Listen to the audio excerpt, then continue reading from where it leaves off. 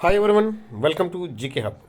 Okay అండి, చాలామంది ఒక డౌట్ ఉండిపోయింటుంది. ఇప్పుడు నెక్స్ట్ మండే నుంచి మార్కెట్ ఎటు సైడ్ మూవ్ అవుతుంది అనేసి ఒకసారి మీరు ఇక్కడ గమనించండి. ఈ యొక్క డేట్ గమనించినట్లయితే ఎప్పుడండి ఇది 18th సెప్టెంబర్. డే టైం ఫ్రేమ్లో 18th సెప్టెంబర్ యొక్క క్యాండిల్ ఏ విధంగా క్లోజ్ అయిందండి? Hanging man. ఓకే అండి, హ్యాంగింగ్ మ్యాన్ ఏం చేస్తుందండి? ట్రెండ్ బేరిష్ అని ఇండికేట్ చేస్తుంది. దాన్ని నెక్స్ట్ డే మార్కెట్ ఏమైంది? ఆల్మోస్ట్ డౌన్ సైడ్కి అయితే ఫాల్ అయిందండి. డౌన్ సైడ్కి ఫాల్ అయినప్పటికీ కూడా క్లోజింగ్ చూడండి, కరెక్ట్గా ఈ హ్యాంగింగ్ మ్యాన్ యొక్క లో క్యాండిల్ లో ఉంది కదండి, ఇంచుమించు అక్కడే క్లోజ్ అవ్వడం జరిగింది. Okay friends, candle stick pattern base మీద చూసుకుంటే హ్యాంగింగ్ మ్యాన్ యొక్క హై మనకు రెసిస్టెన్సీ అవుతుంది, హ్యాంగింగ్ మ్యాన్ క్యాండిల్ యొక్క లో మనకు సపోర్ట్ అవుతుంది. ఈ యొక్క ఏదైనా ఇక్కడ వాల్యూ బ్రేక్ అయింది అనుకుంటే ఆ సైడ్ మనం ఒక మూమెంట్ అనేది చూస్తాం. ఫర్ ఎగ్జాంపుల్ 1 minute అండి. For example arrow symbol add చేస్తాను. మార్కెట్ కింద ఈ యొక్క లో green colour line below break ఇచ్చి సస్టైన్ అయితే డౌన్ ట్రెండ్ అనేది చూస్తాము. లేదు దీని ఎబోవ్ మళ్ళీ సస్టైన్ అయితే అప్ ట్రెండ్ చూస్తాము. ఈ మిడిల్లో ఏమవుతుందండి? స్మాల్ టైం ఫ్రేమ్లో బుల్లిష్ బేరిష్ ప్యాటర్న్ ఏదైనా ఫామ్ అవుతుంటే ఆ ప్యాటర్న్ బేస్ మీద మీరు పొజిషన్ అనేది ఒక ట్రేడర్ పొజిషన్ తీసుకోవడం జరుగుతుంది. ఓకే అండి, point number 1. So candlestick pattern base మీద ఇక్కడికి సబ్జెక్టు ఒకటి మనం క్లియర్ అయింది. సో సెకండ్ సబ్జెక్ట్ ఏంటి అనేది ఒకసారి గమనిద్దామండి. సెకండ్ పాయింట్ నెంబర్ 2 సబ్జెక్ట్ ఏంటంటే, ఒకసారి మీరు ఈ వాల్యూస్ని గమనించండి. ఈ వాల్యూస్ని గమనించినట్లయితే ఇది ఆల్మోస్ట్ చాలా డేస్ ఇక్కడ ఏమైంది?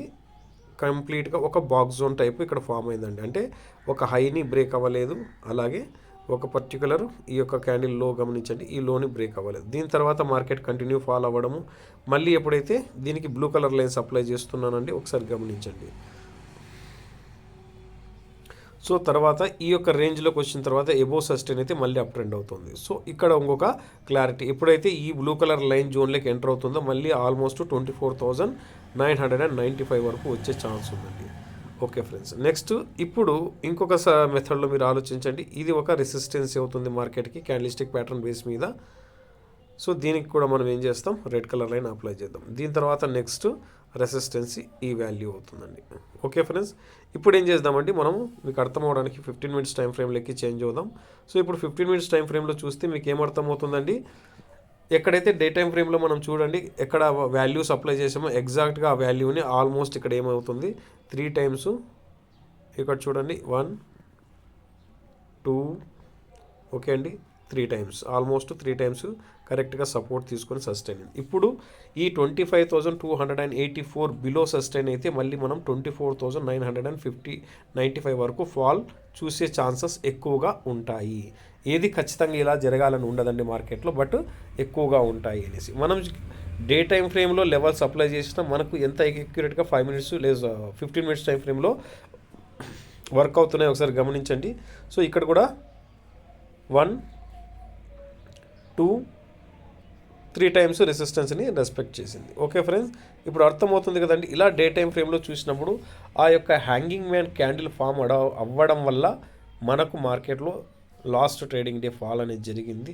ఇప్పుడు డే టైం ఫ్రేమ్ ప్రకారంగా important support and resistance, make or break zone values ఏంటనేసి మనం ఫైండ్ అవుట్ చేసామండి. ఓకే ఫ్రెండ్స్, ఇలాంటి అప్డేట్ కోసము లేదా సబ్జెక్టు బేస్ మీద మనం ఇస్తున్న ఇన్ఫో కోసమైనా కానీ మన ఛానల్ని సబ్స్క్రైబ్ చేయండి. ఇది ఎటువంటి బై ఆర్ సెల్ రికమెండేషన్ అయితే కాదు, ఎడ్యుకేషన్ పర్పస్ చేస్తున్న వీడియో అండి. ఎవరైనా కానీ క్యాండిల్స్టిక్ ప్యాటర్న్ గురించి పూర్తిగా అవగాహన లేకుండా దయచేసి ఇన్వెస్ట్మెంటు చేయకండి, ట్రేడింగ్ అస్సలే చేయకండి. క్యాపిటల్ తీసుకొని మార్కెట్లోకి వస్తే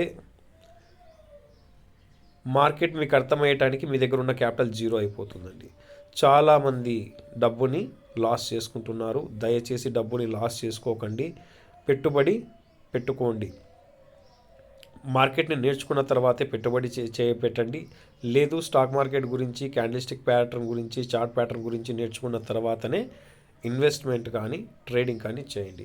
ఓకే ఫ్రెండ్స్, నేను అగైన్ అండ్ అగైన్ చెప్తున్నాను, దీనివల్ల ఎవరికైనా బోర్ అనిపిస్తుంటే ఓకే అండి, స్కిప్ చేసేయండి. ఓకే ఫ్రెండ్స్, సబ్జెక్ట్ లేదే ఎక్కడైనా కానీ ఏ సెక్టార్ అయినా కానివ్వండి, సబ్జెక్ట్ మీద నాలెడ్జ్ లేకుండా దయచేసి దిగకండి. సబ్జెక్ట్ మీద నాలెడ్జ్ గెయిన్ చేసుకోవడం ఫస్ట్ ఇంపార్టెంట్.